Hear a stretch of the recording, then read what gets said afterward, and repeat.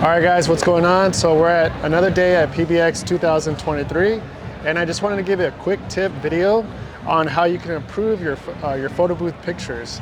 So a lot of times when you get your photo booth, it's going to be bare without any filter lenses on them, and that's okay, because what you can do is you can buy a cheap little $30 Amazon filter. This is an ND filter.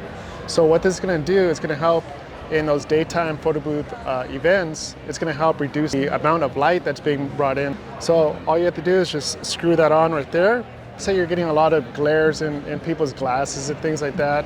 What you're going to want to do is purchase a polarizing filter. So this is an ND filter. It's a variable filter. All right, so once again, 30 bucks, and it's going to drastically improve your photo booth pictures, and clients are going to love the outcome when it's daytime or inside. Especially when it's inside, you're going to want to use those polarizing filters, because that's going to remove a lot of that glare that you're seeing a lot of your props and things like that. So 30 bucks, screws it on right there. I'll leave a link to one that I got for this one, but definitely check it out, it's worth it.